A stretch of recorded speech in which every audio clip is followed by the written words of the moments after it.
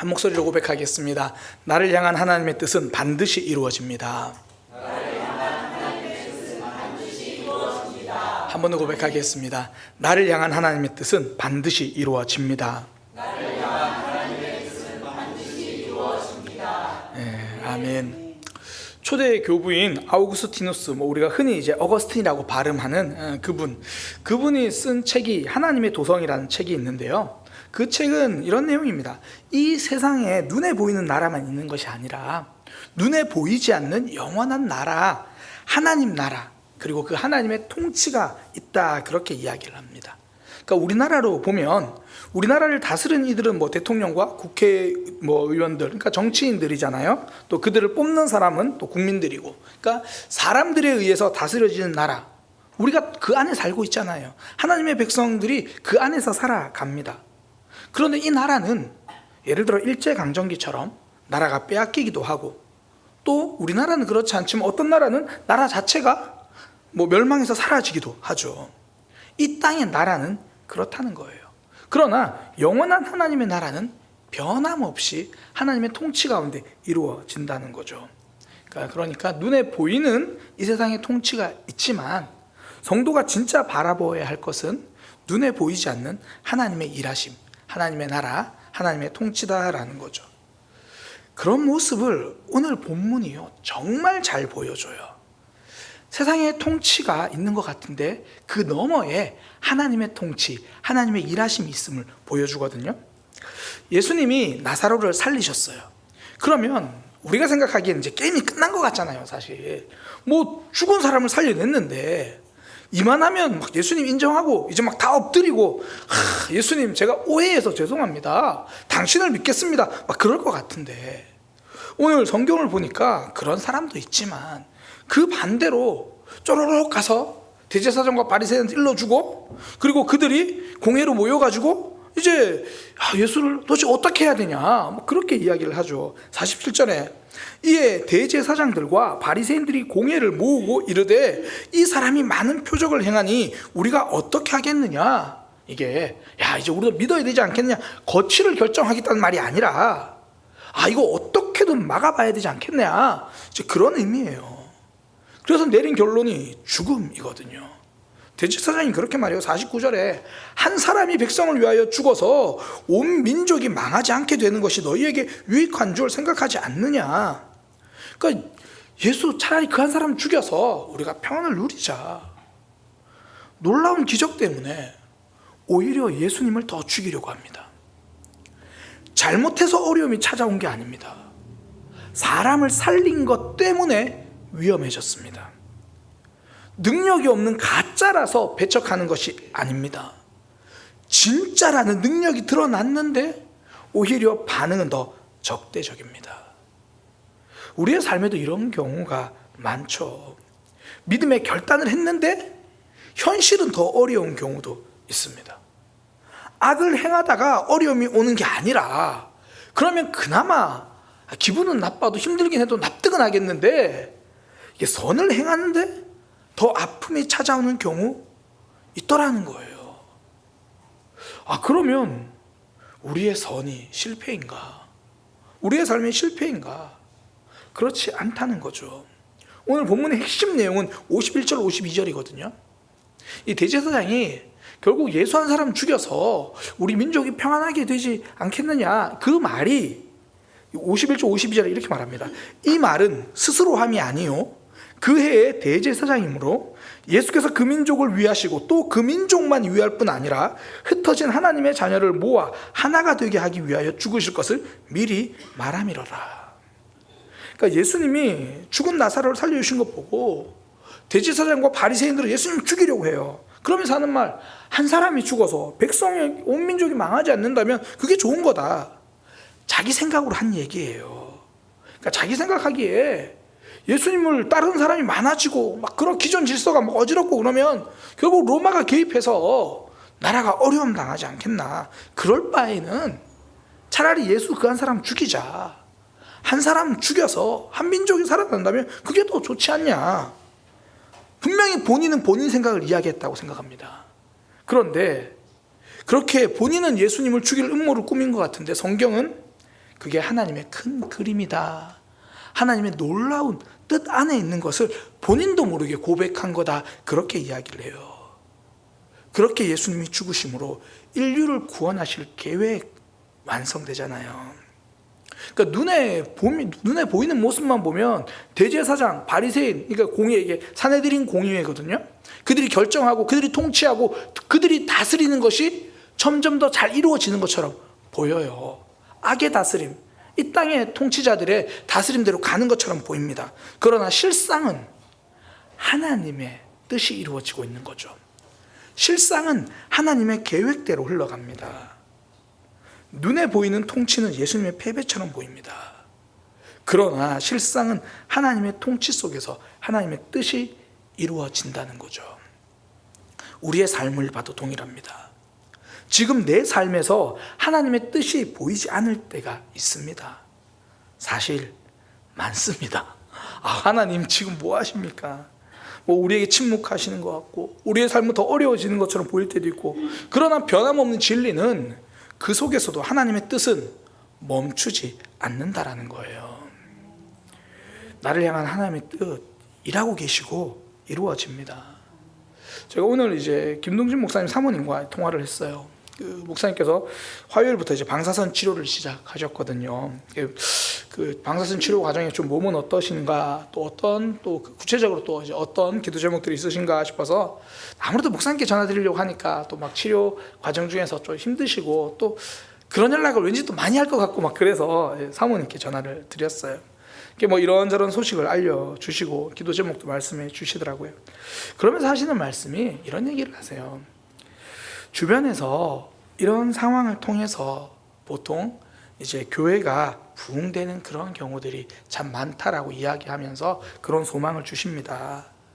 우리도 그런 하나님을 기대하고 소망하고 있습니다. 제가 그 말을 듣는데 이게 믿음이구나 라는 생각이 들어요. 갑자기 찾아온 아픔이잖아요. 제가 이제 김동진 목사님, 저는 사실 잘은 모릅니다. 저는 제가 부산침례교회 부교육자로 있을 때 그 지방에 계신 목사님이었어요. 그냥 얼굴만 알고 이름만 아는데 우리 교회에 와서 주변 분들에게 들었어요.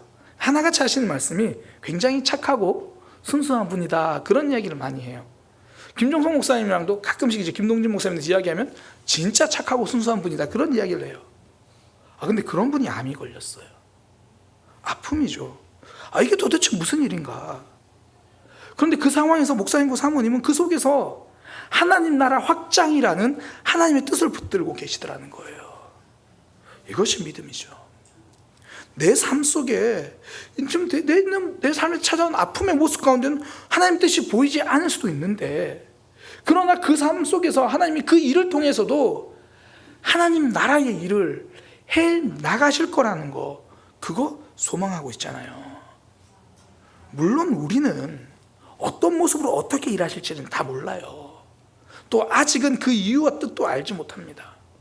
그러나 우리를 향한, 또 목사님과 그 가정과 그 교회를 향한 하나님의 뜻은요, 반드시 이루어집니다. 성도의 삶, 고통 중에서도 하나님의 뜻은 멈추지 않아요. 그 삶을 통해서 하나님은 가장 완전하게 일하실 겁니다. 당장 우리가 계속 살펴본 이 나사로의 사건도 그렇잖아요. 그의 죽음이 처음에는 예수님의 무능을 나타내는 사건인 줄 알았어요. 우리가 지난주에 살펴봤지만 사람들이 그런 얘기 하잖아요. 맹인의 눈을 뜨게 한 이 사람이 나사로는 죽게 하지 못했냐, 그러니까 예수님의 치료하지 못한 무능을 이야기하는 줄 알았어요. 그런데 결론은 치료하지 못한 무능이 아니라 죽음에서 살리시는 엄청난 능력을 우리에게 경험케 하셨잖아요. 우리의 아픔은요, 때로는 우리 삶에 찾아온 어려움은 하나님의 무능하심을 나타내는 증거가 아닙니다. 우리의 어두움 속에서도 하나님의 뜻은 여전히 이루어 가신다는 것을 우리로 하여금 경험하게 해 주시는 거죠. 하나님은 우리의 어둠 속에서도 일하십니다. 아픔 가운데서도 하나님의 뜻은 멈추지 않아요. 신앙생활 하다 보면 벽을 만난 것 같을 때가 있고, 삶에서 갑자기 찾아오는 막막함이 있을 때가 있죠. 그때 기름 막혔습니다. 그러나 하나님의 뜻은 여전히 막히지 않았습니다. 이게 나를 볼 때도 그렇고요, 뭐 우리 가족들, 우리 자녀들을 볼 때도 그렇고, 우리 일터에서도, 우리 앞길에서도 동일합니다. 내 인생을 향한 하나님의 통치, 하나님의 뜻은 막히지 않았어요. 반드시 이루어집니다. 그러니 그 상황에서 우리가 해야 할 것, 우리가 기억해야 할 것, 성도는요, 막힌 담과 씨름하지 않는다라는 거예요. 열어가실 하나님의 뜻에 집중하는 겁니다. 예수님을 죽이려는 대제사장을 보며 좌절하는 게 아니라 그 대제사장의 입을 통해서, 어떻게 보면 대적자들의 입을 통해서 하나님의 뜻을 고백하게 하셨잖아요. 그걸 통해서 하나님이 그 민족뿐 아니라 잃어버린 다른 모든 민족들까지 구원하려고 한다. 그 하나님의 뜻에 집중하는 거죠.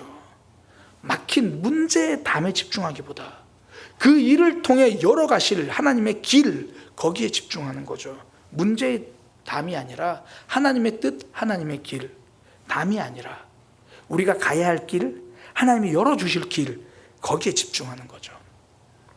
심리학자 브레네 브라운은 이렇게 말합니다. 용기란 비판에 익숙해지는 것이 아니라 자신의 이야기를 하는 것이다. 그러니까 지금 내 삶에 찾아온 담을 보며 잘 견디는 것, 이것만이 용기가 아니라는 거예요. 그 속에서 나를 통해 일하실 하나님의 뜻, 나를 통해 만들어 가실 하나님의 이야기, 거기에 집중하는 거예요. 이거 견디자, 어떻게든 참아봐야지, 꾹 참고만 있는 게 아니라 하나님은 여기서 어떤 이야기를 만들어내실까?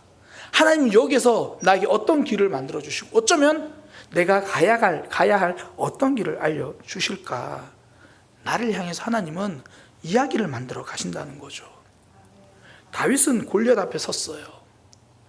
담을 만난 줄 알았는데 하나님을 통해 새로운 승리의 이야기가 만들어집니다. 요셉은요, 애굽의 노예로 팔렸어요. 나를 가로막는 담 같은 그런 문제죠.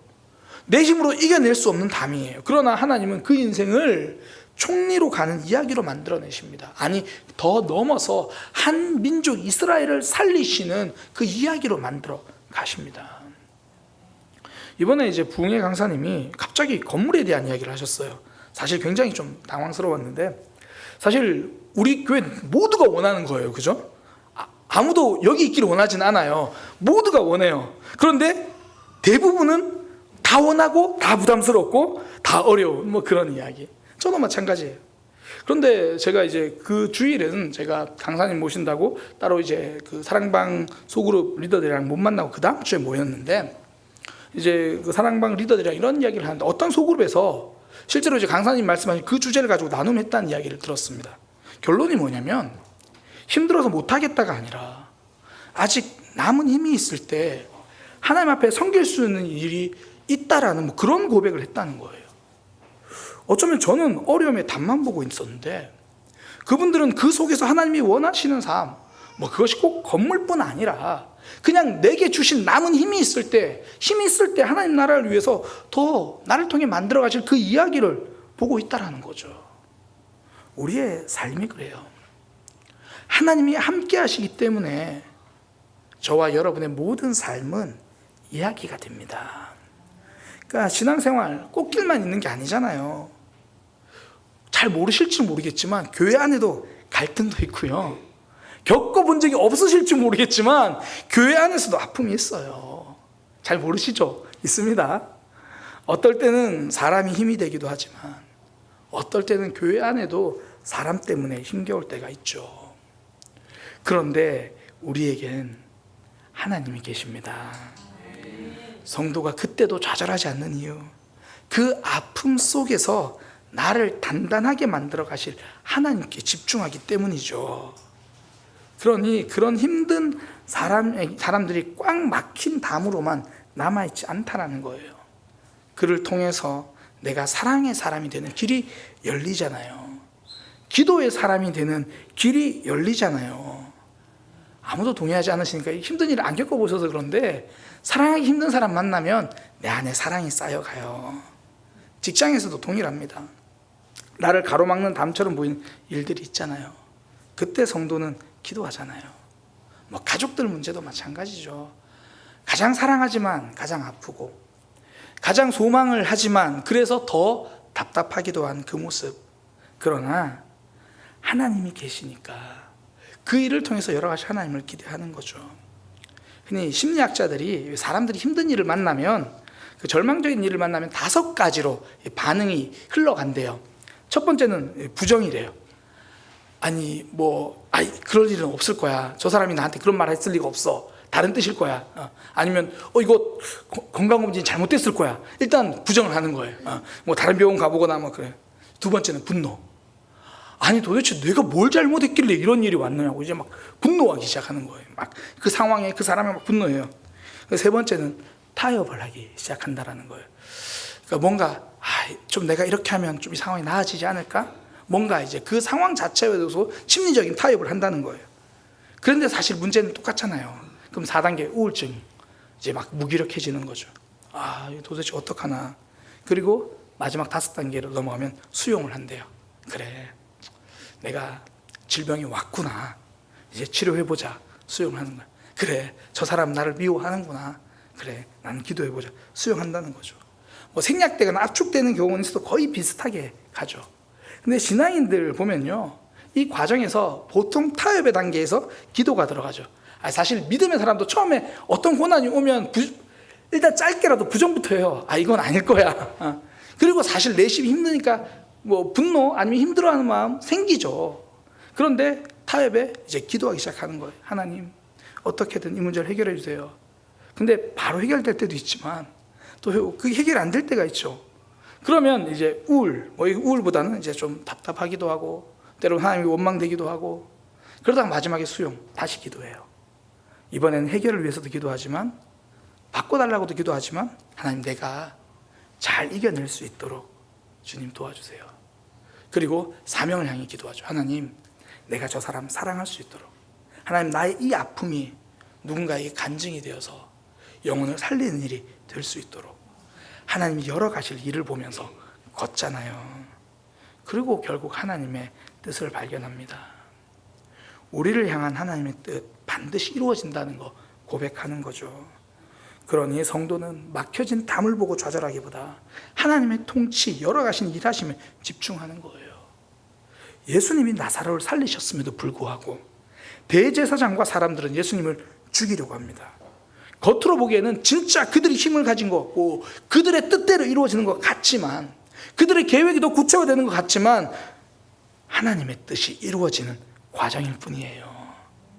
그러니 성도는 내 삶에 담이 찾아와도 좌절하기보다 하나님께 집중합니다. 열어가실 길을 보는 거예요. 내가 걸어가야 할 길을 하나님이 또 다르게 열어주실 그 하나님의 길, 거기에 집중한다는 거죠. 또 하나, 지금 막혀진 길이라 할지라도 결국 그 과정도 하나님의 손 안에 있다는 거예요. 그러니까 성도의 모든 순간은 하나님의 시간이라는 겁니다. 그 나사로의 죽음 이후에 이제 대제사장과 유대인들이 본격적으로 예수님을 죽일 계획을 세워요. 53절에 보니까 정확하게 말하죠. 이날부터 그들이 예수를 죽이려고 모의하니라. 그들은 이제 죽이려고 계획을 다 세웁니다. 그런데 문제는 예수님을 잡을 수가 없어요. 54절에 보니까 그러므로 예수께서 다시 유대인 가운데로 드러나게 다니지 아니하시고 거기를 떠나 빈들 가까운 곳인 에브라임이라는 동네에 가서 제자들과 함께 거기에 머무르시느라. 그들은 잡으려고 해요. 그런데 예수님은 그들의 계획대로 움직이지 않아요. 예수님은 십자가에서 죽으십니다. 그 계획을 알고 계시고 그 계획대로 가세요. 예수님도 분명히 이제 곧 십자가에 돌아가실 건데, 그렇다고 해서 대제사장과 유대인들의 뜻대로 움직이시는 분은 아니라는 거예요. 그들은 지금 예수님 잡아서 죽이겠다고 하지만 그 시간대로 움직이지 않습니다. 지금 피하세요. 무슨 말입니까? 하나님의 시간표를 따라 움직이신다는 거예요. 나를 힘들게 하는 사람들이 득세하는 것 같죠. 지금 너무 어려워서 더 이상 아무것도 못할 것 같아요.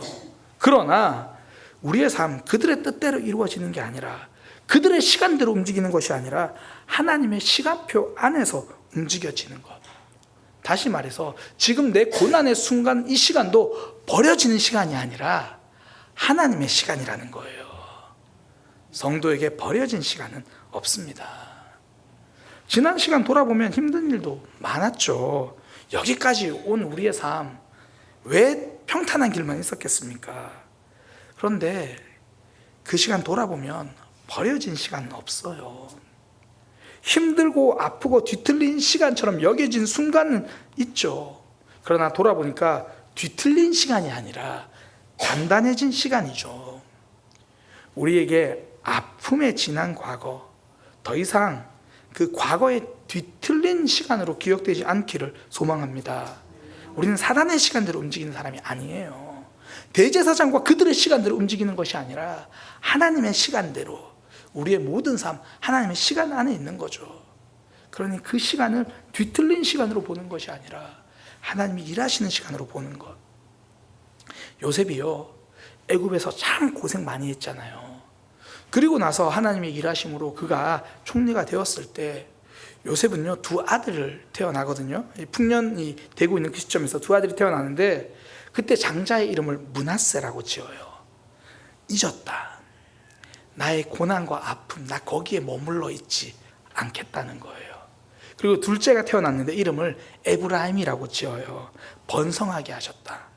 하나님이 그 모든 일을 통해서 내 삶을 풍성하게 하셨다는 거예요. 그래서 형들이 왔을 때 고백하잖아요. 당신들은 나를 팔았다. 그러나 하나님이 선으로 바꾸셨다. 심지어 첫 번째 형들이 왔을 때 그런 얘기예요. 하나님이 사람들을 살리려고 나를 먼저 보내신 거다. 형들의 그 상황 가운데 뒤틀려 있지 않아요. 뒤틀림의 기억이 아니라 하나님의 역사를 위한 일하심이라고 고백하는 거죠. 그러니 성도에게 지난 삶에 사람들 원수로 남아있지 않기를 소망합니다. 물론 상황 가운데 아픔도 있었고 슬픔도 있었어요. 내가 정말 10년 전에 내가 그 사람이 진짜 나한테 그렇게만 안 했어도, 정말 40년 전에 우리 부모님이 나한테 그렇게만 안 했어도, 그런 뒤틀림의 기억이 아니라 원망과 비난으로 남겨두는 것이 아니라 간증과 연단의 고백이 되기를 소망합니다. 그리고 지금 삶도 그래요. 지금 삶에서도 이렇게 바라볼 수 있기를 소망합니다. 제가 가끔 드리는 말씀, 오신실하신 주란 찬양이 있잖아요. 2절, 지나온 모든 세월들 돌아보아도 그 어느 것 하나 주의 손길 안 미친 것 전혀 없네. 돌아보고만 고백하지 말고 지금도 주의 손길 안 미친 것 전혀 없네. 지금도 내 삶은 하나님의 시간 안에 있다는 거죠. 대제사장의 시간대로 움직이지 않습니다. 나를 향한 하나님의 시간표가 있어요. 이 아픔의 시간조차도 하나님의 시간 안에 나에게 주신 시간입니다. 광야 40년 방황과 죽음의 시간이죠. 그러나 그것이 끝나고 나서 모세가 고백하는 것, 우리는 그 길을 통해서 사람이 떡으로만 사는 것이 아니라는 것을 배웠습니다. 우리는 그 시간을 통해서 하나님이 우리의 의복을 헤어지지 않게 인도하셨음을 깨달았습니다. 그 40년의 시간, 하나님을 배우는 시간이었죠. 다윗의 10년 남짓한 방황도 도망자로 가는 삶이 아니라 하나님이 기름 부으신 왕으로 만들어지는 시간이죠. 성도의 모든 순간은 하나님의 시간입니다. 우리는 사단의 계획대로 그 시간표로 움직이는 것이 아니라, 때로는 왜 이런 일이 왔는지 이해할 수 없을 일도 많아요. 제가 지난 목요일 어저께 새벽에 욥기에 대해서 이야기했는데요, 제가 서론에 말씀드렸어요. 저는 욥기가 참 불편하다. 왜냐하면 끝까지 이유를 말해주지 않아요. 이게 우리의 삶인 것 같아요. 왜 이런 아픔이 왔는지 정말 이유를 몰라요. 더욱이 우리의 죄 때문 아닌 경우가 더 많고요. 이유는 모르지만 우리는 하나님의 일하심은 압니다. 그걸 보고 가는 거예요. 내 삶의 모든 순간 하나님의 시간이다.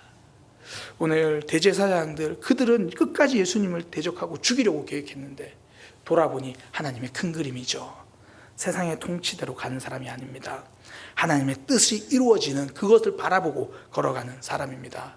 그래서 우리가 기억해야 될 것, 첫 번째, 막혀진 담을 보는 게 아니라 하나님이 열어주실 길을 기대하고 가는 것. 내 삶의 아픔의 시간을 원망과 비판의 시간으로 보내는 것이 아니라 하나님의 시간임을 깨닫고 지난 과거도 지금의 시간도 하나님의 시간임을 의지하고 신뢰하며 걸어가는 저와 여러분이 되기를 소망합니다. 기도하겠습니다. 하나님, 나를 향한 하나님의 뜻 반드시 이루신다는 것 말씀을 통하여 다시 한번 깨닫게 하시니 감사합니다. 지금 내 눈에는 그 뜻이 다 보이지 않기도 하고, 지금 내 눈에는 그 하나님의 일하심을 잘 못 볼 때도 있지만, 그럼에도 불구하고 하나님을 신뢰하는 우리의 믿음 되게 하여 주옵소서. 막혀진 담과 씨름하지 않고 하나님이 열어주실 길, 내가 걸어가야 할 사명의 길, 그 길을 바라보게 하여 주옵소서. 아픔의 시간도 사단의 시간이 아니라 하나님이 열어가시고 만들어가시는 시간임을 기억하고 하나님 붙들며 살아가는 우리 모든 믿음의 백성들 되게 하여 주옵소서. 예수님의 이름으로 기도드립니다. 아멘.